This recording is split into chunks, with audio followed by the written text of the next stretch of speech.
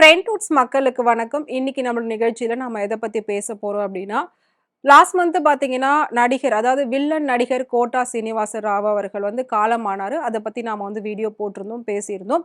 அதாவது ஒரு வீட்ல வந்து ஒரு தடவ இழப்பு நடக்கலாம், 2 தடவ இழப்பு நடக்கலாம். ஆனா தொடர்ந்து இழப்பு நடக்குது அப்டின்னா, கண்டிப்பா அத வந்து யாராலயும் ஈடு செய்யவே முடியாது. அப்படி ஒரு இழப்பு தான் வந்துட்டு கோட்டா சீனிவாச ராவ் அவர்களோட வீட்ல வந்து நடந்திருக்கு. அது என்ன அப்டின்றத பார்க்கலாம்.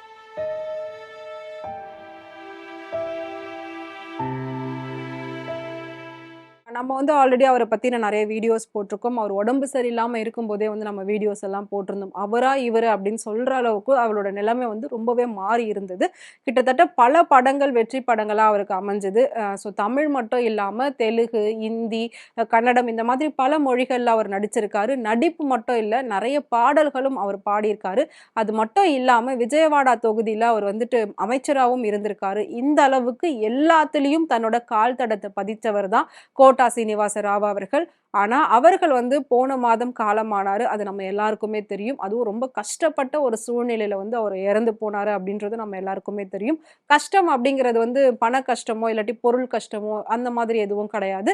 அதுக்கு முன்னாடி ஒரு சில வருடங்களுக்கு முன்னாடி பார்த்தீங்கன்னா, அவரோட ஒரே மகன், ஒரே ஆசை மகன், செல்ல மகன் வந்து உயிரிழந்துட்டாரு. அதிலிருந்து தான் இவர் வந்துட்டு ஒரு நடைப்பயணமா தன்னுடைய வாழ்க்கைய நடத்த ஆரம்பிச்சுட்டு இருந்தாரு. அதுக்கப்புறம் பட வாய்ப்புகளும் அவருக்கு குறைய ஆரம்பிச்சதுக்கு அப்புறமா உடல்நிலை வந்து அவருக்கு சரியில்லாம போச்சு. சரியில்லாம போன கொஞ்ச நாள்லயே அதுக்கப்புறம் அவரு இறந்து போயிட்டாரு. இப்ப வந்து பார்த்தீங்கன்னா, அவர தொடர்ந்து அவரோட பிரிவு, அவரோட மரணம் வந்து தாங்க முடியாம, அவருடைய மனைவி ருக்மிணியும் வந்து இறந்து போயிருக்காங்க. அந்த நியூஸ் தான் இப்ப வந்திருக்கு. இது உண்மையிலே கேட்கவே ரொம்ப கஷ்டமா இருந்தது. ஏன்னா, அவங்களுக்கு பார்த்தீங்கன்னா 2 பொண்ணு, 1 பையன் இருக்காங்க. அந்த பையன் தான் வந்து ஏற்கனவே வந்து ஒரு சில வருடங்களுக்கு முன்னாடி அவரோட கண் முன்னாடியே ஒரு ஆக்சிடென்ட்ல இறந்து போயிட்டாங்க. அதுக்கப்புறம் கோட்டா சீனிவாசன் அவர்களும், அவரோட மனைவியும் பார்த்தீங்கன்னா, மகன் இறந்த அந்த துக்கத்துல இருந்து மீளவே முடியாம இருந்திருக்காங்க.